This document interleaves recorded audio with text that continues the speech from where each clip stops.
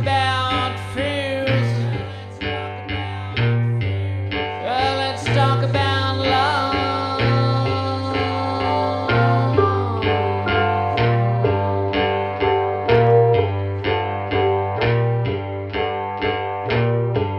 Yeah, I got fears, but I ain't got no love. So today on Unsolved No More, I want to talk about my dear friend, Dr. Werner Spitz. Dr. Spitz passed away a few days ago, and he lived to the ripe old age of 97. And what a career, what a life he lived. Now,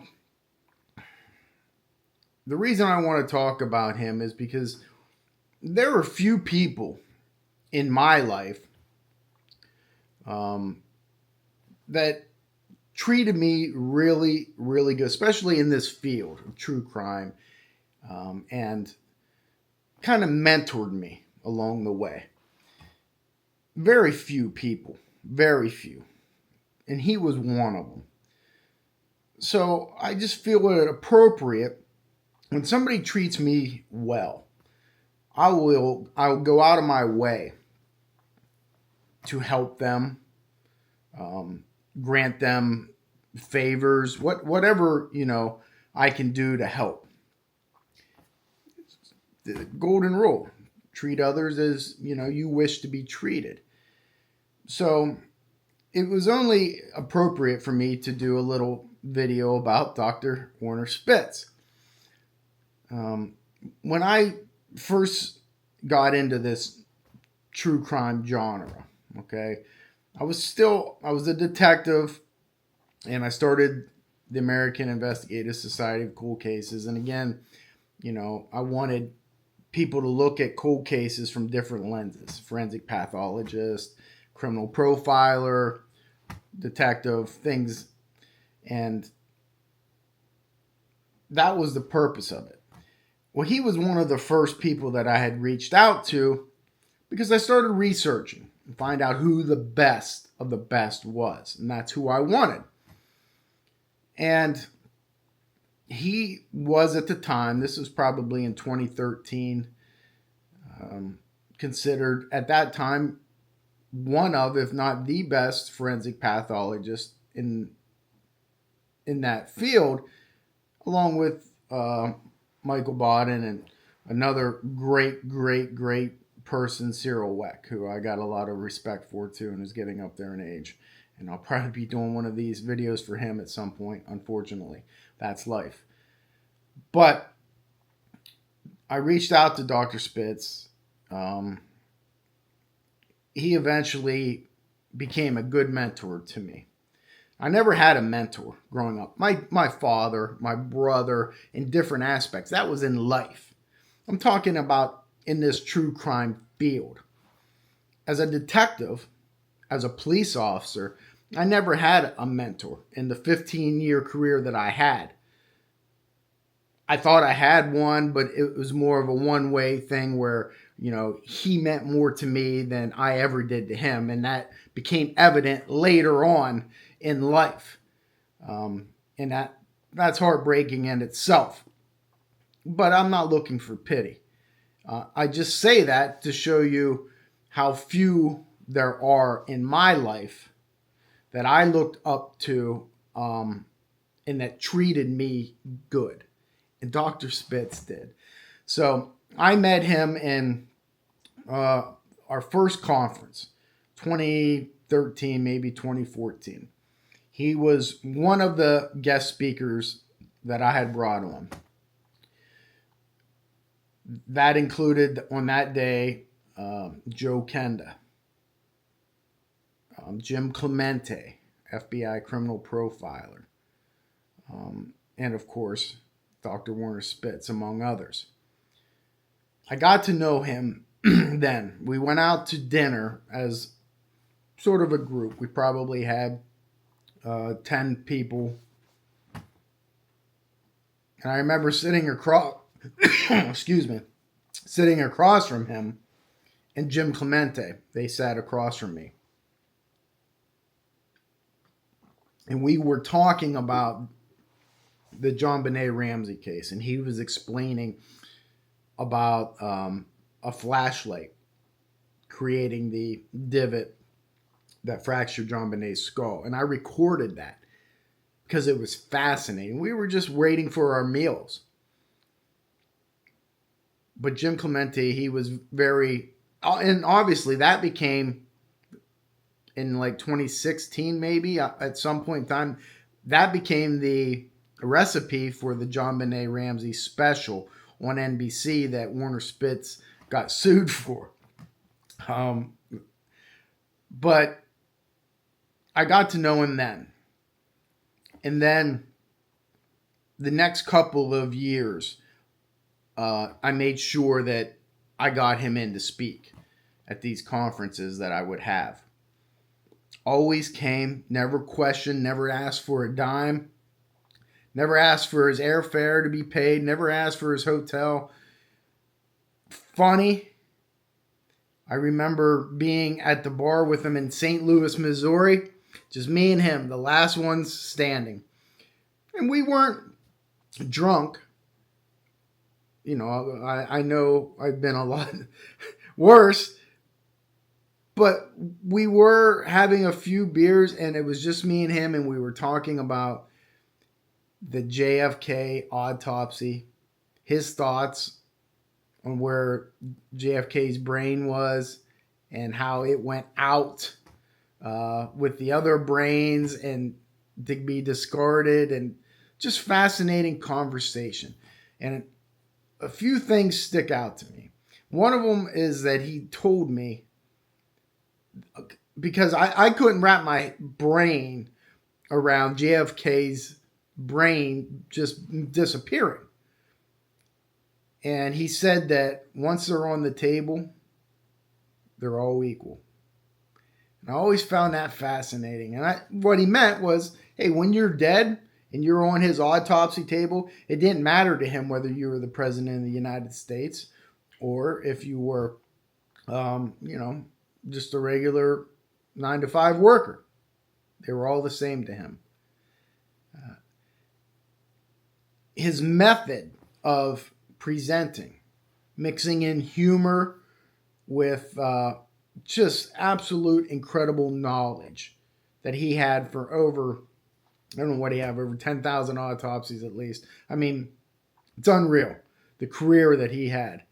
But again, to me, what's most important, he didn't have to treat me as good as he did. You know, I met a lot of people in this true crime field, some that are, halfway big now that have tried to sue me in the past. For that television show, Hunt for the Zodiac, I didn't create that show.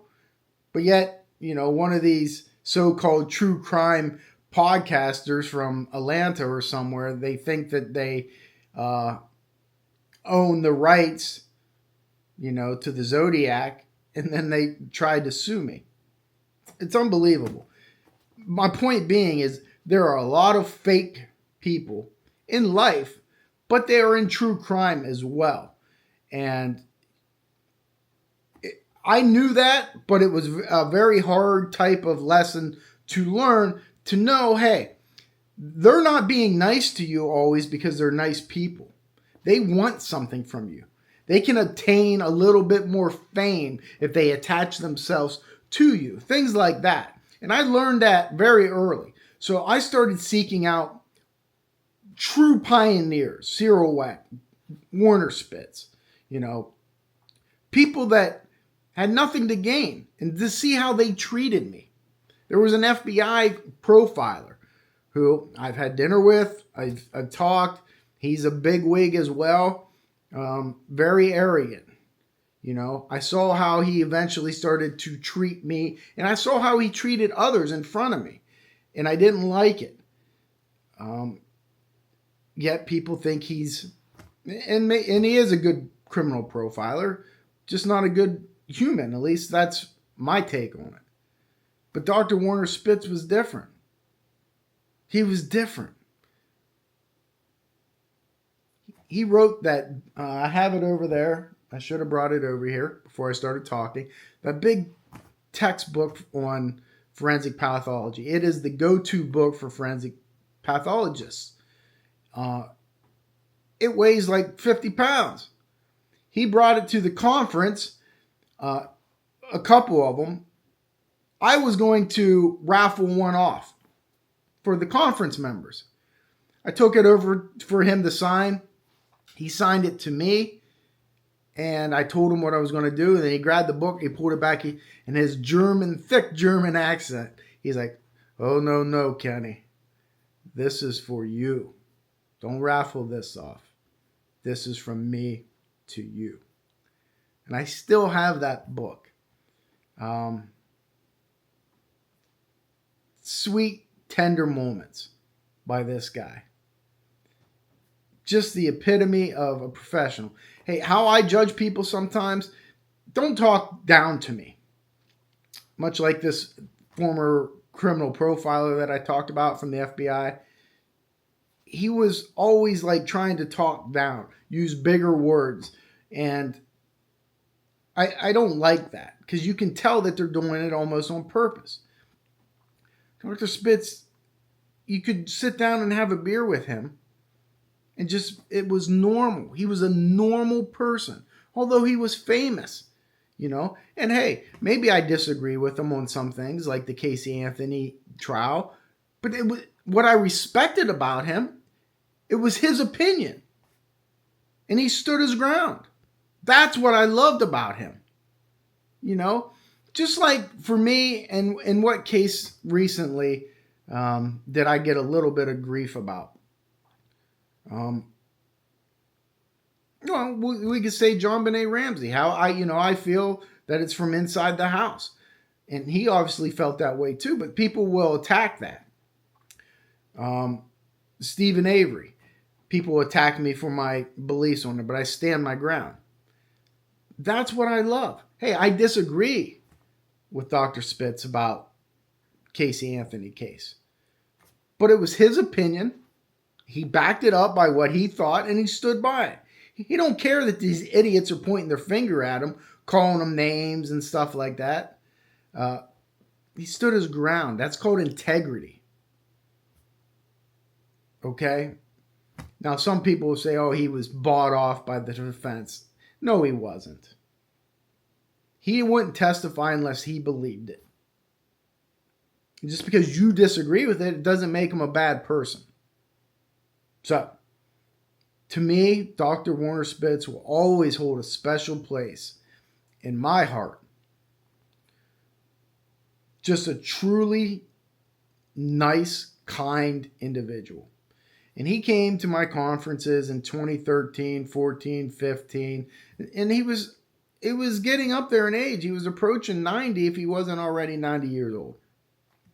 And every time we would go to lunch, we would have a beer and just talk. And he mentored me.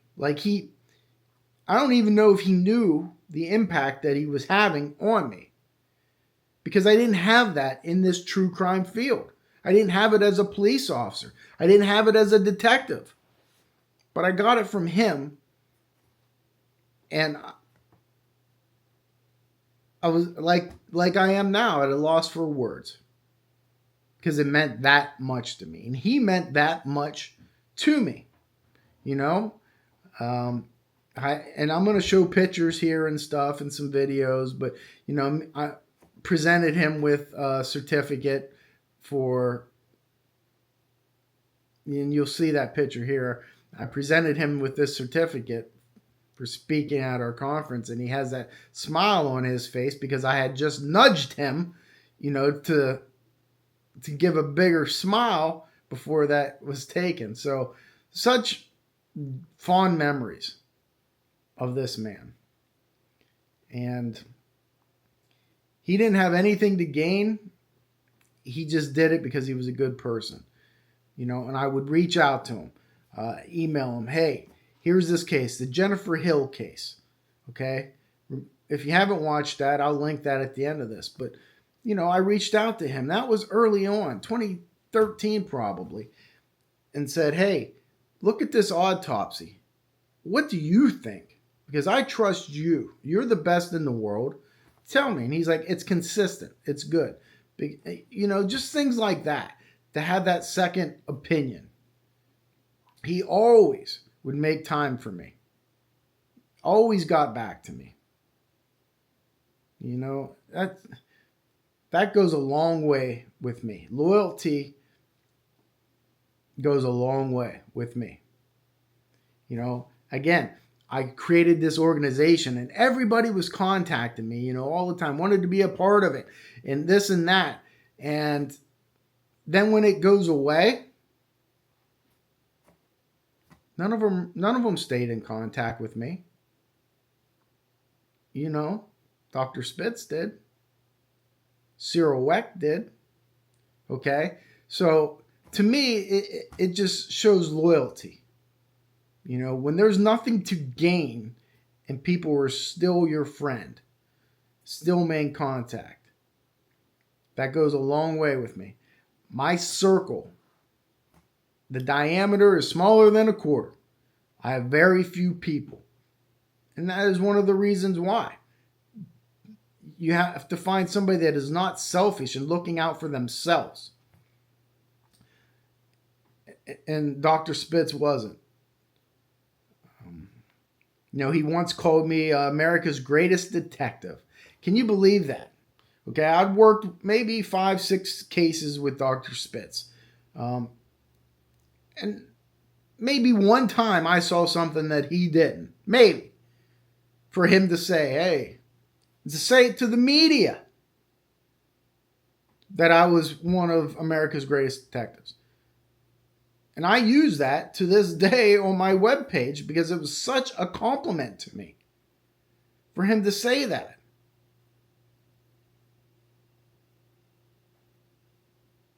A good human being. And I will miss him. They don't make them like him anymore. Seems like everybody's just out for themselves. How can I enhance myself? Well, I'll attach myself to this person or that person. He never did that. So, anyway, that's my tribute to Dr. Werner Spitz. The best in the world, a good friend of mine, a mentor. He meant more to me than he ever realized. I owe a lot to him. He helped me with cases that maybe I wouldn't have got to the conclusion that I did without his expertise as well. Just a good human being. Very loyal. He holds a special spot in my heart. And he will always, forever be known as a pioneer in the world of forensic pathology and true crime. And I cherish those moments, those years, that 5-6 year period where we, were together. I'll cherish that. And I'll always remember it. So, Dr. Werner Spitz, thank you. Thank you from the bottom of my heart. You'll be missed. Rest in peace, sir. Mains out. Fears